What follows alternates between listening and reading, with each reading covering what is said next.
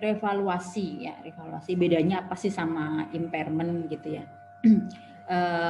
Ketika perusahaan itu dia memperoleh aset tetap gitu, ketika di awal ya, ketika perolehan dia akan mencatat sebesar harga perolehan atau cost-nya. Nah, ketika penilaian di akhir periode, yang mulai penilaian di akhir periode, dia bisa memilih apakah tetap menilai asetnya itu menggunakan biaya historis, jadi kayak yang depresiasi biasa gitu ya, jadi hanya depresiasi, kemudian nanti pencantumannya atau penyajiannya di laporan keuangan ya di neraca itu hanya harga perolehan kemudian dikurangi dengan akumulasi gitu ya.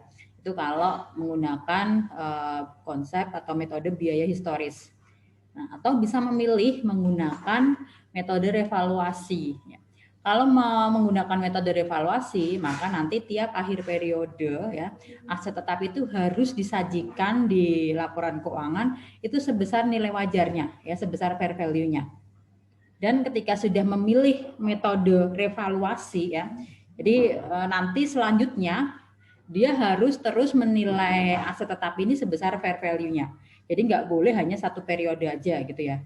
Misalkan ketika harga aset-asetnya naik gitu ya, nanti biar nilai asetnya di neraca itu tinggi.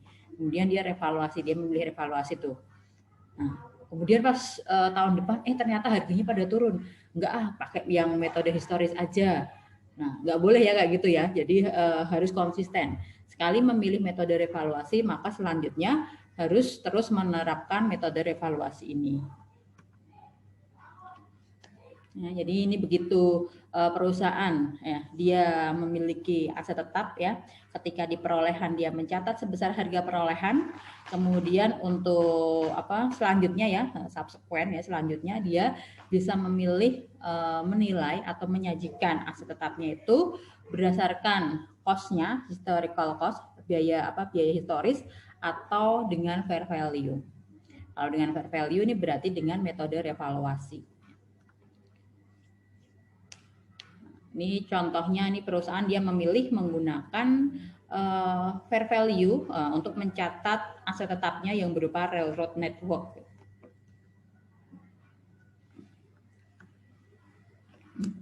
Nanti ketika dia melakukan revaluasi gitu di akhir periode dan ternyata nilai fair value-nya itu lebih tinggi ya, nilai fair value-nya lebih tinggi daripada nilai carrying value-nya, maka dia akan mencatat adanya nih unrealized gain ya, unrealized gain atau revaluation surplus ya.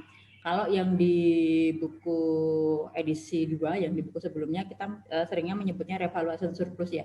Kalau yang di buku edisi 3 ini menggunakan akun unrealized gain. Nah, akunnya namanya unrealized gain, tapi akun unrealized gain ini bagian dari OCI ya, bagian dari other comprehensive income, bukan income statement ya. Jadi masuknya nanti masuknya di itu ya, ekuitas ya, maksudnya ke OCI, nanti ke laporan comprehensive income, kemudian itu merupakan bagian dari ekuitas, bukan bagian dari income statement untuk akun unrealized gain. Kalau nilai fair value-nya nanti lebih tinggi daripada nilai carrying value-nya.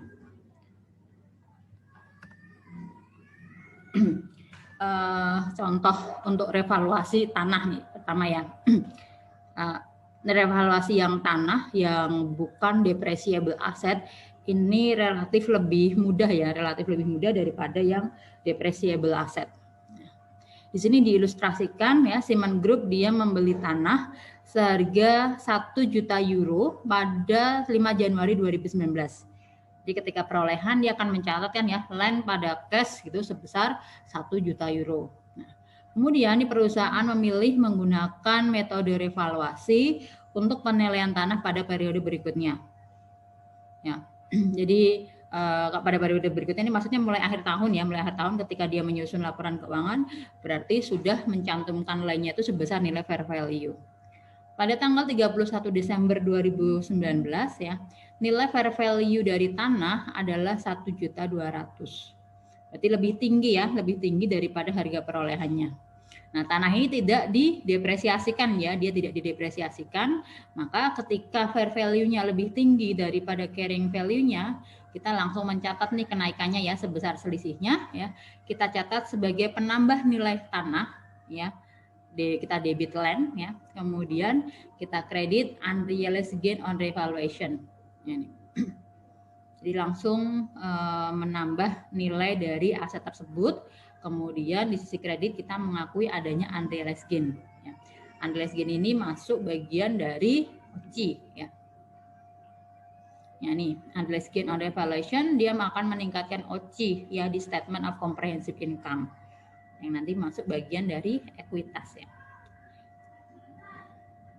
Kemudian untuk revaluasi aset yang didepresiasikan ya, yang depreciable aset.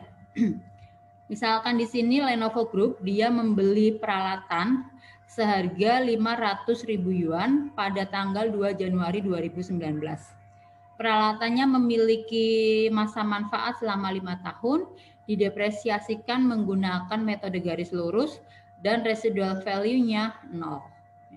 Lenovo memilih untuk menggunakan metode revaluasi ya.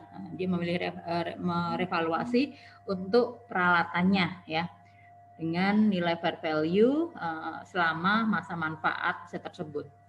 Lenovo mencatat beban depresiasi sebesar ini pakai straight line berarti 500.000 dibagi 5 ya 100.000 pada tanggal 31 Desember 2019. Nah, kita depresiasikan dulu ya. Pertama kita depresiasikan dulu ya. Depreciation expense pada akumulasi depresiasi sebesar 100.000. Nah, setelah kita depresiasikan, baru kita revaluasi ya.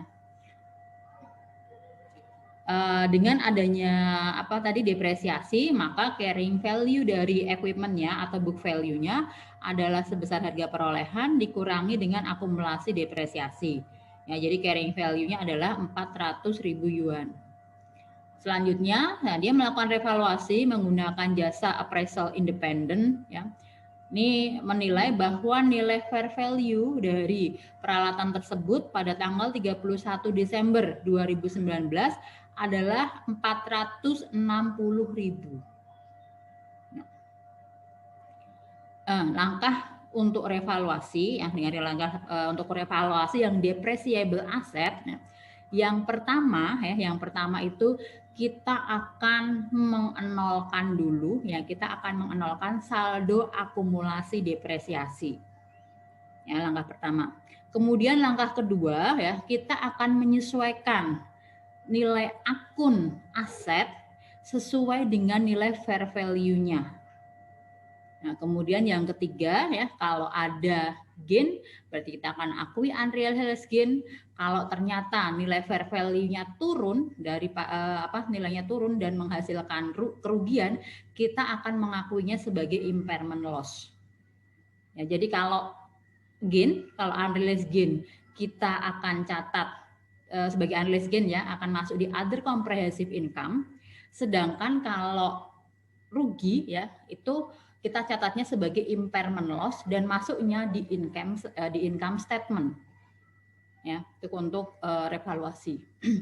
Ini sehingga yang pertama kita akan mengenolkan saldo akumulasi depresiasi. Tadi yang di jurnal depresiasi sebelumnya kan timbul ya depreciation expense pada akumulasi depresiasi sebesar 100.000. Nah, akumulasi depresiasinya kredit ya. Kemudian kita hapuskan berarti kita debit ya. Kita hapuskan, kita debit sebesar 100.000 ya akumulasi depresiasinya.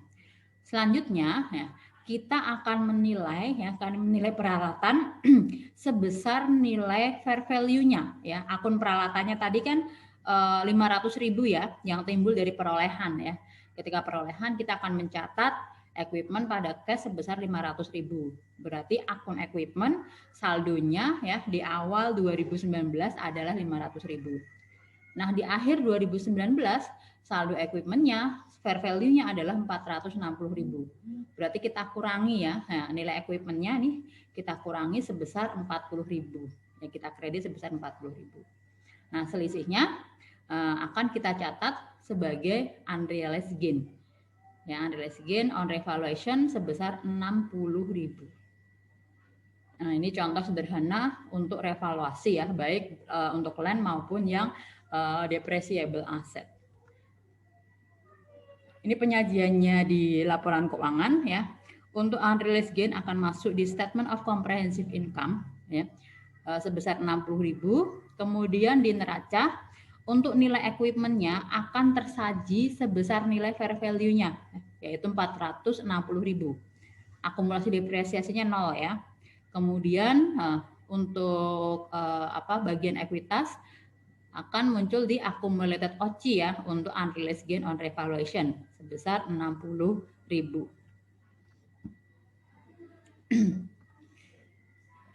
Nah, isu-isu terkait revaluasi ya. Untuk yang revaluasi sekarang itu perusahaan itu bisa memilih bisa memilih untuk merevaluasi asetnya itu only one class of asset. Maksudnya misalkan dia punya tanah, punya gedung, punya peralatan gitu ya. Nah, dia hanya bisa memilih satu kelompok ini aja. Apakah memilih kelompok tanah, apakah memilih kelompok building, atau memilih kelompok yang peralatan. Ya, jadi misalkan di sini dia memilih yang kelompok building ya, untuk direvaluasi, maka yang aset lainnya itu tidak boleh direvaluasi. Dia yang aset lainnya harus menggunakan yang metode biaya historis. Ya, jadi yang building saja yang menggunakan metode revaluasi gitu. Dan ketika dia memilih kelompok building untuk direvaluasi, maka seluruh jenis bangunan ya, seluruh bangunannya harus direvaluasi. Misalkan perusahaan memiliki beberapa gedung ya, misalkan gedung A, gedung B, gedung C, gedung D, gedung E gitu. Nah, dia tidak bisa memilih hanya gedung A saja yang direvaluasi, itu nggak boleh. Nah, maka dari gedung A sampai gedung E tadi harus direvaluasi semuanya. Ya. Jadi hanya boleh memilih satu kelas aset ya, satu kelompok aset. Nah, begitu dia memilih satu kelompok aset, maka seluruh aset dalam kelompok tersebut harus direvaluasi, gitu ya. Nih, begitu dia memilih bangunan, maka dia harus menerapkan revaluasi untuk seluruh aset dalam kelompok aset tersebut, ya.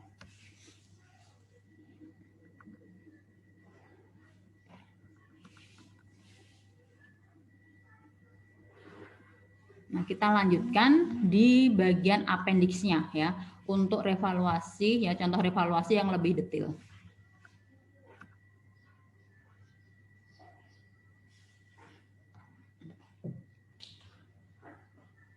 Kita akan melakukan revaluasi untuk tanah maupun depreciable asset.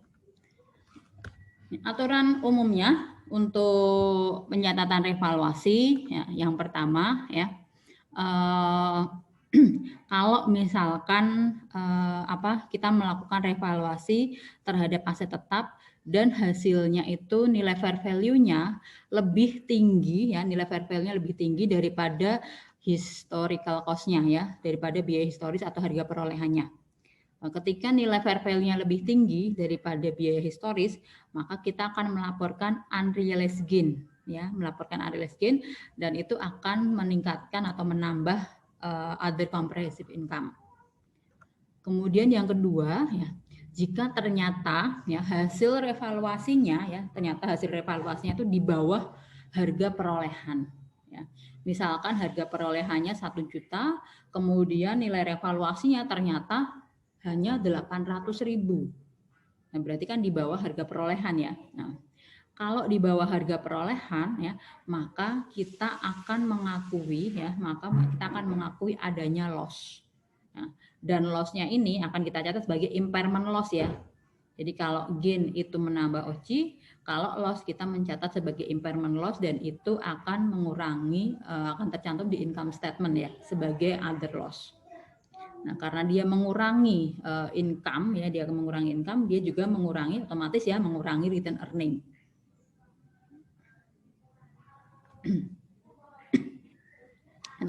Jadi kalau gain dia akan meningkatkan ekuitas, kalau loss dia akan mengurangi income. Nah, itu aturan direvaluasi. Nah, kemudian misalkan nih ya, misalkan awalnya tadi dari 1.000 ya, biaya historisnya misalkan 1.000. Kemudian hasil dari revaluasi nilainya misalkan 800 tadi. Nah, tadi kan berarti kita sudah akan mengakui adanya impairment loss sebesar 200 ya. Nah, ternyata ya, ini misalkan ternyata di tahun berikutnya ya, di tahun berikutnya kita lakukan revaluasi tuh. Nah, kita lakukan revaluasi lagi, ternyata nilai fair value-nya naik ya. Nilai fair value-nya naik misalkan menjadi itu ya, misalkan menjadi 1.100 ya, misalkan menjadi 1.100. Nah, berarti sudah di atas biaya historisnya lagi ya.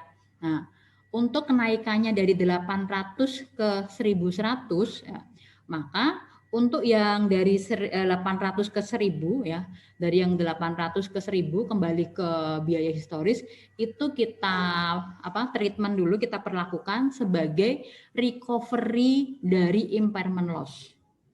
Ya, kita lakukan sebagai recovery impairment loss. Ya, kita catat sebagai recovery of impairment loss. Nah, kemudian sisanya yang dari 1.000 ke 1.100 itu baru kita catat sebagai unrealized gain.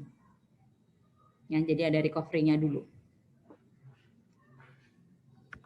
Kemudian yang keempat, aturannya yang keempat,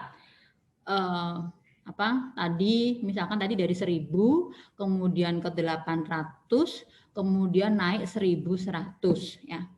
Kemudian tahun berikutnya turun. Nah, tahun berikutnya misalkan turun nih. Turun menjadi 1.050 ya, turun menjadi 1.050. Maka ya tadi penurunannya tadi kan kita memiliki saldo ya. Dari yang aturan yang nomor 3 ini kita memiliki saldo unrealized gain sebesar 100. Ya, kita memiliki saldo unrealized gain sebesar 100. Nah, dari yang tahun sesudahnya, tadi kan turun ya dari 1.100, kemudian turun menjadi 1.050. Nah, penurunannya itu kita offset dulu, kita kurangi dulu dari saldo unrealized gain.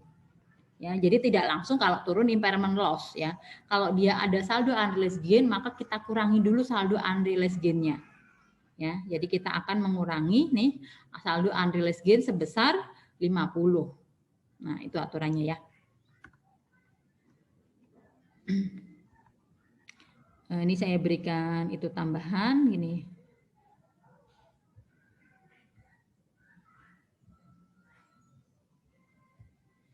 Jadi misal awal tadi berapa cost-nya ya.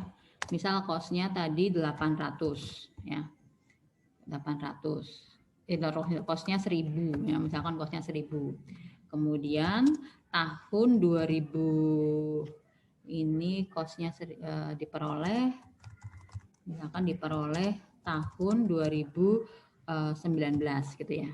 Nah, di akhir tahun 2019 ya, fair value-nya itu 800 ternyata. Ya, fair value-nya 800. Maka ya kita akan catat nih sebagai impairment loss. Ya. Nah, impairment loss sebesar 200 ya. Nah, impairment loss sebesar 200. Jadi kalau nilai fair value-nya itu lebih rendah daripada biaya historis, kita catat nih sebagai impairment loss sebesar 200. Tapi kalau ternyata lebih tinggi nih, misalkan tahun 2019 nilainya 1.100, berarti kita akan catat unrealized gain sebesar 100. Ya. Ini misalkan tahun 2019 fair value-nya 800 ya. Jadi kita akan catat impairment loss sebesar 200. Kemudian ya, akhir tahun 2020 ya, fair value-nya 1.100. Nah, kalau fair value 1.100, maka yang 200 ya akan kita catat dulu sebagai recovery ya, recovery impairment loss. Recovery impairment loss ini masuknya sebagai di income statement ya, sebagai other gain atau other loss ya. Ini kita akan recovery dulu impairment loss-nya sebesar 200 ya. Kemudian kita akan catat unrealized gain-nya Nah, sebesar 100. Nah, gitu. Nah, kemudian misalkan di akhir tahun berikutnya nih, akhir tahun 2021. Fair value-nya ya itu menjadi 1050. Nah, dari tahun sebelumnya ini ada saldo 100 ya, ada saldo unrealized gain sebesar 100. Ketika nilainya turun nih, turun dari 1100 ke 1050, maka kita akan kurangi dulu ya. Ini akan mengurangi dulu, berarti mengurangi unrealized gain.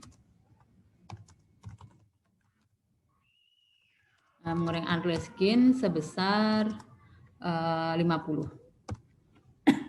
Nah, ini aturan umumnya seperti ini ya. Nah, kita lanjutkan untuk contoh detailnya untuk revaluasi tanah ya. Pertama untuk revaluasi untuk yang non depreciable asset dulu untuk tanah. Asumsikan di sini Unilever Group dia membeli tanah pada tanggal 1 Januari 2019 dengan harga perolehan 400.000 euro. Ya. Unilever dia memutuskan untuk melaporkan ya tanahnya pada tingkat harga fair value pada periode berikutnya. Nah, pada tanggal 31 Desember 2019, appraisal ini menilai tanah itu estimasi fair value-nya sebesar 520.000 euro. Nah, harga perolehannya 400, kemudian di akhir tahun nilainya naik ya menjadi 520.000 euro. Nah, maka kenaikannya ini akan kita catat sebagai unrealized gain ya. Kita akan catat penambahan nilai fair value-nya ke akun tanah sebesar 120.000 ya, dari 400 ke 520.000. Kemudian kita akan akui unrealized gain on revaluation sebesar 120.000.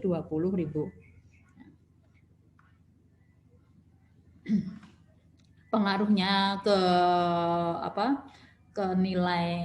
nilai tanah ya yang ada di neraca, ini nilai lainnya itu akan tersaji sebesar fair value nanti di neraca sebesar 520.000.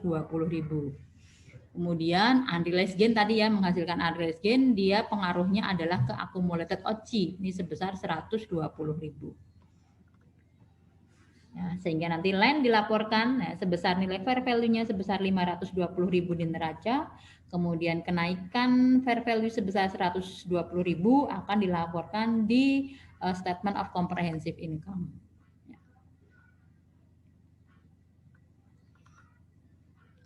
Kemudian tahun berikutnya, nah, tadi tahun 2019, sekarang tahun 2020.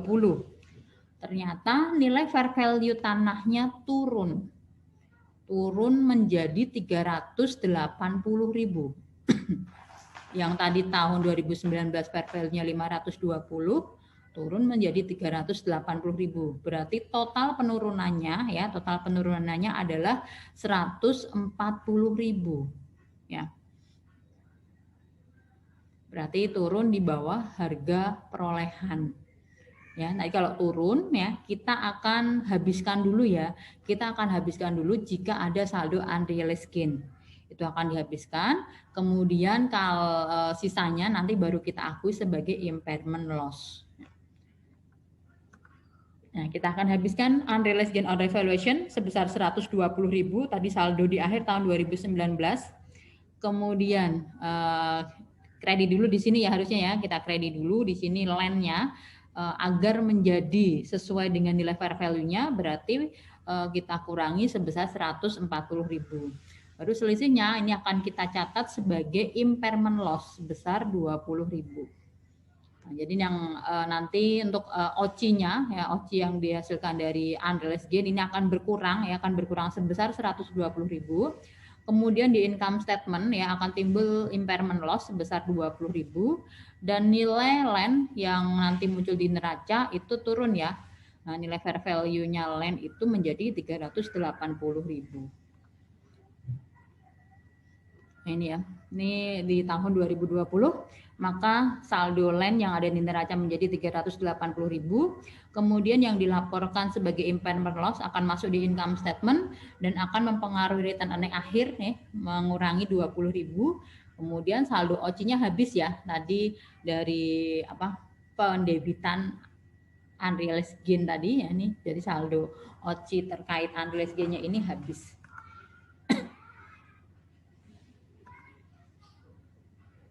Ya. Penerbitan impairment loss 20.000 ini akan mengurangi income dan return earning.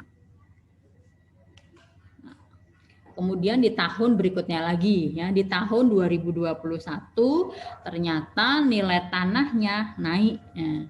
Tadi dari 380.000 kemudian naik menjadi 415.000. Ya, nah kalau naik nanti kita recovery dulu ya. Ya tadi di akhir tahun 2020 kan timbul impairment loss. Nah itu akan kita recovery lebih dahulu. Baru sisanya nanti akan kita akui lagi sebagai unrealized gain, gitu ya.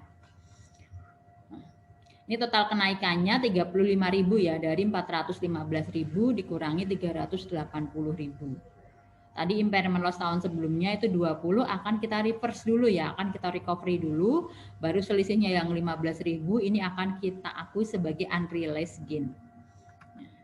Di jurnalnya nilai tanahnya ya, nilai akun tanahnya akan bertambah 35.000 ya, naik dari 380 ke 415.000.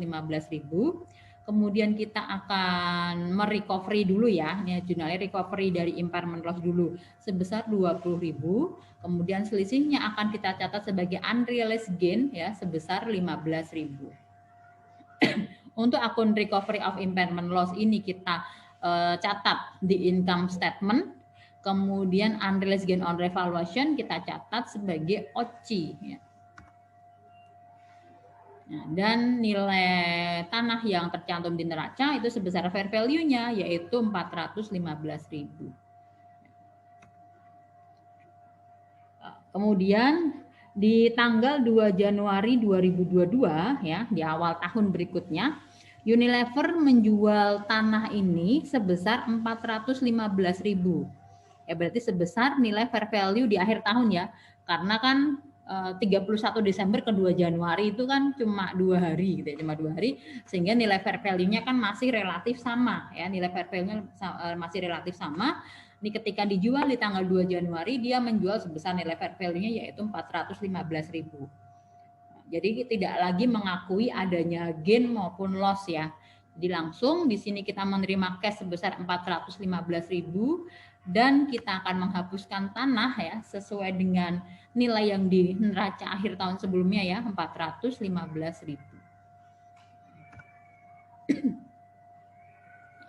Karena tanahnya dijual ya, karena nilai tanahnya tanah dijual, maka kita juga harus mengoffset gitu ya, mentransfer atau menghapuskan saldo OCI yang terkait unrealized gain, kita transfer ke return earning. Ya, jadi yang OCI ini kredit ya, kredit ada saldo kredit sebesar 15.000, ini akan kita debit ya, akan kita debit OCI-nya 15.000, kemudian akan kita transfer ke return earning. Ya, return earning-nya bertambah sebesar 15.000. Ini kalau tadi tanahnya dijual, ya kemudian saldo unrealized gain atau OCI yang terkait revaluasi akan kita hapuskan juga, kita transfer ke return earning. Nah, tujuan untuk mentransfer ke return earning ini adalah untuk mengeliminasi ya, mengeliminasi saldo unrealized gain of online karena nilai lainnya itu dijual. Untuk penghapusan atau transfer dari OCI ke return earning ini tidak meningkatkan income statement, tapi langsung menambah return earning ya. Jadi langsung muaranya itu langsung di return earning. Itu untuk yang revaluasi tanah ya, relatif lebih sederhana karena tidak ada saldo akumulasi depresiasi. Nah, sekarang kita masuk ke yang revaluasi untuk depreciable asset ya. Misalkan di sini ya Nokia dia membeli peralatan seharga 1 juta euro pada tanggal 2 Januari 2019. Ini harga perolehannya 1 juta ya. Kemudian peralatan ini memiliki masa manfaat 5 tahun, didepresiasikan menggunakan metode straight line dan residual value-nya 0. Nokia memilih merevaluasi ya, peralatannya itu ke nilai fair value-nya selama masa manfaat dari aset tersebut. Pada tanggal 31 Desember 2019 ya, Nokia mencatatkan depresiasi ya, beban depresiasi sebesar 1 juta, harga perolehannya dibagi 5 tahun ya. Ini sebesar 200.000. Di akhir tahun 2019 kita akan depresiasikan dulu ya. Kalau pas perolehannya ini kita jurnal ya, equipment pada cash sebesar 1 juta. Berarti timbul akun equipment 1 juta. Nah, di tanggal 31 Desember 2019 nah kita akan mencatat depresiasi ya, depreciation expense pada accumulated depreciation sebesar 200.000. Nah, berarti ada saldo akumulasi depresiasi sebesar 200.000. Selanjutnya dari jurnal depresiasi tadi berarti kita bisa hitung untuk nilai carrying value ya, nilai carrying value dari peralatannya yaitu 800.000 ya, harga perolehan dikurangi dengan akumulasi depresiasi ya, carrying value atau book value-nya ya 800.000.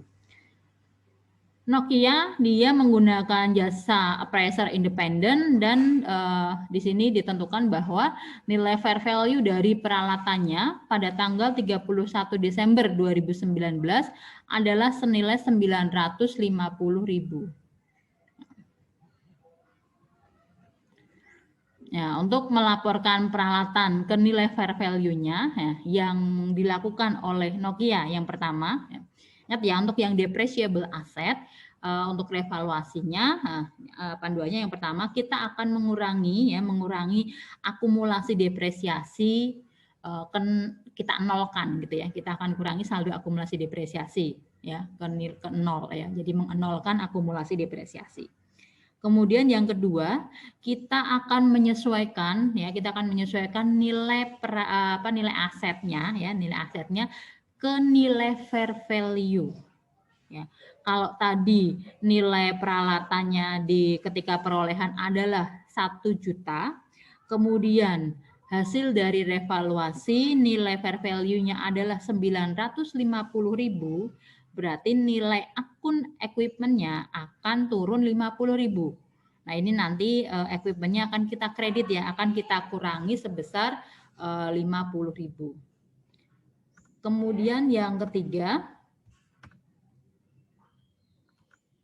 kita akan mencatatkan ya adanya unrealized gain on revaluation ya sebesar selisih antara fair value dari aset dengan carrying value atau book value dari aset tersebut ya. Jadi unrealized gain-nya untuk kasus ini sebesar nilai fair value asetnya 950.000 dikurangi dengan book value 800.000. Jadi ini yang 150.000 akan kita catat sebagai unrealized gain on revaluation. Nah, jadi jurnalnya ya kita nolkan akumulasi depresiasi sebesar 200.000.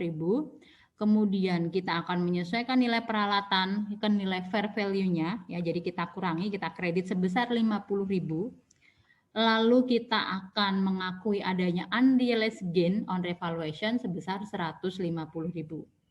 Nah, ini jurnal untuk revaluasi di tahun pertama ya, di tahun 2019. Ada saldo unrealized gain on revaluation sebesar 150.000 yang akan kita bawa ke tahun berikutnya. Penyajiannya di neraca 2019 ya, untuk nilai equipment nanti akan tersaji sebesar nilai fair value-nya yaitu 950.000. Untuk saldo akumulasi depresiasi menjadi 0. Kemudian untuk return earning ini yang 200.000 ini yang berasal dari depreciation expense ya. Ya, depreciation expense akan mengurangi income ya dan akan mempengaruhi terkait return earning akhir ya sebesar 200.000. Kemudian untuk saldo OCI ini berasal dari unrealized gain-nya ya. Unrealized gain-nya ini ada saldo OCI sebesar 150.000. Ini carrying amount dari asetnya 950.000, kemudian depresiasi 200.000 itu akan masuk ke income statement, unrealized gain on revaluation sebesar 150.000 akan tercatat di OCI. Ya. Nah, selanjutnya ya di tahun 2020. Ya. Di tahun 2020 ini asumsinya tidak ada perubahan masa manfaat dari aset ya. Nah, di sini nanti Nokia akan mencatatkan depresiasi di 31 Desember 2020 itu sebesar berapa? Kita hitung lagi ya. Nah, jadi nilai asetnya ya, nilai carrying value asetnya kan akan sesuai dengan nilai fair value-nya ya. Kan nilai sesuai dengan nilai fair value di awal 2020. Nah, tadi menjadi berapa? 950.000. Nah, ini 950.000 nilai yang baru ya, sesuai dengan fair value tahun sebelumnya. Kita bagi dengan sisa masa manfaat 4 tahun. Sehingga depresiasi di akhir tahun 2020 adalah 237.500. Ini akan kita catat, depreciation expense pada akumulasi depresiasi sebesar 237.500. Nah, selanjutnya, untuk yang depreciable asset nih, kalau di IFRS itu ya, si perusahaan itu boleh mentransfer gitu ya, boleh mentransfer dari OCI ya, dari OCI dari OCI ke return earning untuk perbedaan depresiasi ini ya, untuk perbedaan depresiasi dengan menggunakan fair value dan dengan menggunakan yang biaya historis ya. Kalau yang menggunakan fair value ya, kalau yang menggunakan fair value, maka depresiasi tahun 2020 adalah 237.500. Sedangkan kalau menggunakan biaya historis ya, atau original cost-nya tadi ya, depresiasinya tadi kan per tahunnya 1 juta dibagi 5 ya. Jadi per tahunnya depresiasinya itu rata sebesar 200.000. Nah, selisih antara 237.500 dan 200.000 itu bisa kita transfer ya dari OCI ke return earning gitu. Nah, depresiasi menggunakan original cost itu kan 200.000. Nah, kalau menggunakan yang fair value ya, kalau menggunakan yang fair value itu 237.500. Nah, perbedaan yang sebesar 37.500 ini di mana depresiasi kalau menggunakan fair value lebih tinggi ya, yang lebih tinggi ini akan kalau depresiasi lebih lebih tinggi nanti nah ini jurnal untuk transfernya ya, ini akan kita transfer dari OCI-nya itu akan kita debit ya, OCI-nya akan kita kurangi ya. OCI-nya akan kita kurangi ya. Kemudian kita akan transfer ke return earning. Ini kalau depresiasi yang dengan menggunakan fair value lebih tinggi daripada kalau depresiasi menggunakan original cost. Kalau sebaliknya ini jurnalnya tinggal dibalik ya. Return earning pada accumulated OCI.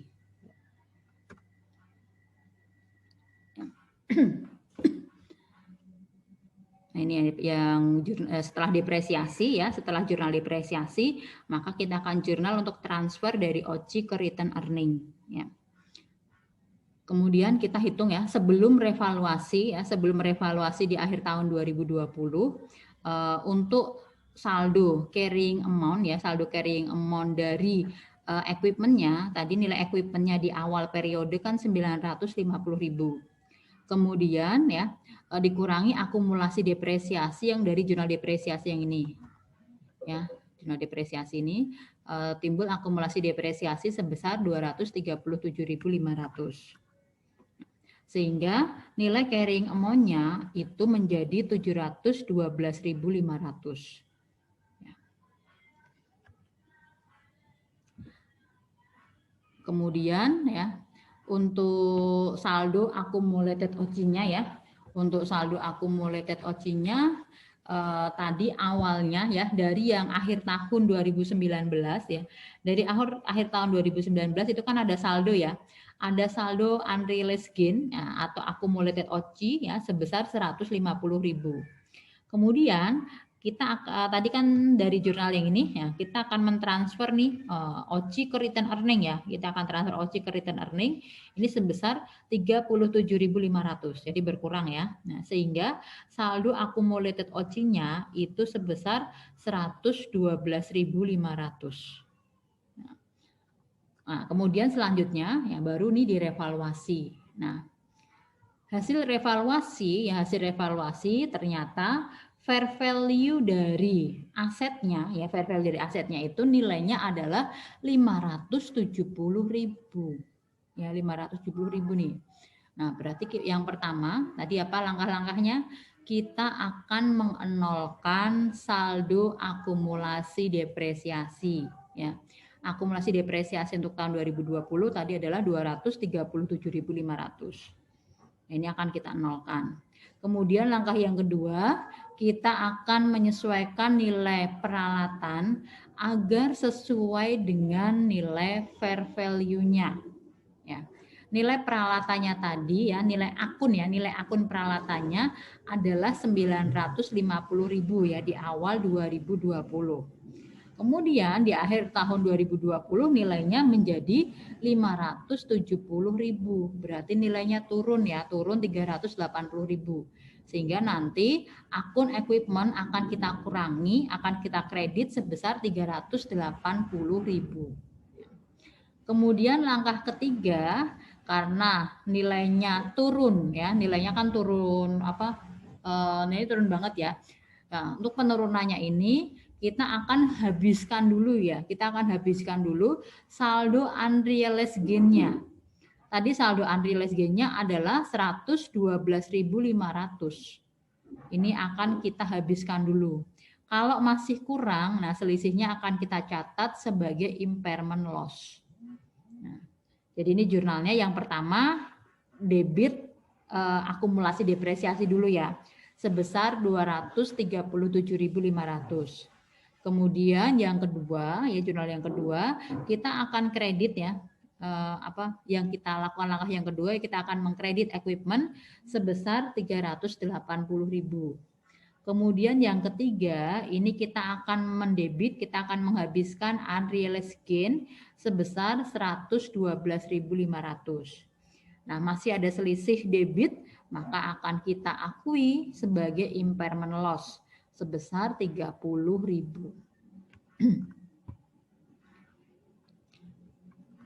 Sehingga nanti yang tercantum di neraca ya untuk nilai equipment-nya itu sebesar fair value-nya yaitu 570.000. Kemudian untuk saldo akumulasi depresiasi akan 0 ya. Selanjutnya untuk beban depresiasi yang 237.500 itu akan dilaporkan di income statement dan juga impairment loss ya yang sebesar 30.000 ini juga akan dilaporkan di income statement. Kemudian ya, untuk reversal atau penghapusan itu dia mengenolkan dulu ya, kita pakai dulu menghabiskan dulu saldo unrealized gain ya. Itu akan kita ini habis ya yang 112.000 ini habis. Kemudian yang ditransfer tadi yang 37.500 ini akan ditransfer ke return earning ya. Nah, terkait perbedaan depresiasi yang menggunakan fair value dan menggunakan yang biaya historis. Selanjutnya, nah, tahun 2021 ya. Tahun 2021 ini nilainya fair value-nya berubah lagi gitu ya. Nah, sebelum kita merevaluasi, kita akan melakukan depresiasi lebih dahulu ya. Untuk basis depresiasinya itu berubah ya, ini menjadi yang fair value awal tahun 2021 atau fair value akhir tahun sebelumnya ya. Yang 570.000 dibagi dengan sisa masa manfaatnya 3 tahun sehingga depresiasi untuk tahun 2021 adalah 190.000. Ini kita jurnal dulu depreciation expense pada accumulated depreciation sebesar 190.000. Kemudian jurnal yang kedua kita akan mentransfer antara OCI dan return earning nih ya. Dari OCI ke return earning kita lihat perbedaan beban depresiasinya ya. Kalau menggunakan fair value tadi beban depresiasinya adalah 190.000, sedangkan kalau menggunakan biaya historis ya beban depresiasinya masih sama ya yaitu 200.000. Nah, kalau yang di sini ini kasusnya ya beban depresiasi dengan menggunakan fair value itu lebih kecil daripada kalau menggunakan biaya historis. Sehingga ya jurnal untuk transfernya kita akan mendebit return earning, kemudian kita akan mengkredit accumulated OC ya sebesar selisih dari beban depresiasinya yaitu 10.000. Nah, sebelum revaluasi ya ini kita hitung lagi ya untuk saldo equipment maupun accumulated OC-nya. Untuk saldo equipment ya nilai dari nilai akun equipment ya itu adalah 570.000. Kemudian saldo akumulasi depresiasi adalah 190.000 sehingga carrying amount-nya adalah 380.000. Kemudian untuk saldo accumulated OC-nya, nah tadi yang akhir tahun sebelumnya kan sudah habis ya, yang 112.500 sudah dihabiskan tuh karena penurunan nilai fair value-nya itu. Nah, di sini untuk saldo accumulated OC-nya ini timbul dari yang jurnal selisih depresiasi ya, yang ini. Nah, timbul saldo accumulated OC ya, kredit sebesar 10.000. Kemudian ya hasil dari revaluasi ya, hasil dari revaluasi ini nilai fair value-nya di akhir tahun 2021 adalah 450.000. Ya. Berarti lebih tinggi daripada carrying amount-nya ya. Nah, totalnya itu lebih tinggi daripada carrying amount-nya. Nah, langkah yang pertama kita akan mengenolkan saldo akumulasi depresiasi yang 190.000 itu, jadi akan kita debit. Kemudian langkah yang kedua, kita akan menyesuaikan nilai peralatan agar sesuai dengan nilai fair value-nya. Ya. Nilai peralatannya tadi di awal 2021 adalah 570.000. Ya. Kemudian di akhir tahun tadi nilai fair value-nya adalah di sini disebutkan 450.000. Sehingga nanti untuk akun peralatan akan kita kurangi sebesar 120.000. Berikutnya ini harusnya ya bukan langkah yang ketiga dulu ya, harusnya langkah yang keempat dulu nih ya. Kita akan merecovery dulu ya. Kita akan merecovery dulu terkait impairment loss yang terjadi atau yang kita catat di tahun sebelumnya. Ya, di tahun sebelumnya kita catat tuh impairment loss ya, itu sebesar 30.000. Nah, ini akan kita recovery dulu, baru selisihnya akan kita catat sebagai unrealized gain. Ini jurnalnya ya. Nah, kita akan debit accumulated depreciation sebesar 190.000. Kemudian yang kedua ini kita akan mengkredit, akan mengurangi nilai equipment sebesar 120.000. Kemudian yang ketiga kita akan recovery dulu ya. Kalau ada selisih kredit nih, kita akan lihat dulu ada impairment loss enggak tahun sebelumnya. Nah, di sini ada impairment loss ya, sehingga kita recovery dulu, kita kredit nih sepenuhnya yaitu 30.000. Nah, masih ada selisih kredit lagi, baru kita akui sebagai unrealized gain on revaluation. Ini sebesar 40.000. Itu langkah-langkah untuk jurnal revaluasinya. Nah, sehingga nanti yang tercantum di neraca, untuk equipment-nya at fair value sebesar 450.000. Kemudian saldo akumulasi depresiasinya akan 0. Kemudian yang terkait return earning, ya, ini yang 10.000 tadi yang dari transfer ya, dari transfer OC ke return earning, ada return earning debit sebesar 10.000, dan yang 30.000 ini dari recovery of impairment loss ya, sebesar 30.000. Kemudian untuk saldo OC-nya 10.000 ini yang dari transfer perbedaan depresiasi, dan 40.000 dari jurnal revaluasi adanya unrealized gain ya sebesar 40.000. Selanjutnya di awal Januari 2022 ini perusahaan memutuskan untuk menjual peralatannya seharga fair value ya, seharga fair value akhir tahun sebelumnya. Ini sama ya tadi ya, dari 31 Januari ke 2 Januari. Jadi kita asumsikan fair value-nya belum berubah ya, masih rentang 2 hari saja. Maka ketika penjualan kita akan menerima cash sebesar 450.000 dan kita akan langsung hapuskan peralatan sebesar 450.000. Ini tidak lagi mengakui gain atau loss ya, karena nilai carrying value-nya sama dengan nilai fair value-nya. Selanjutnya, karena equipmentnya tadi dijual ya, maka kita akan juga mentransfer atau mereklas dari OCI ke return earning. Nah, tadi ada saldo OCI di sini 50.000 ya. Kita akan transfer ke return earning ya. Accumulated OCI-nya kita debit, kemudian return earning-nya kita kredit sebesar 50.000.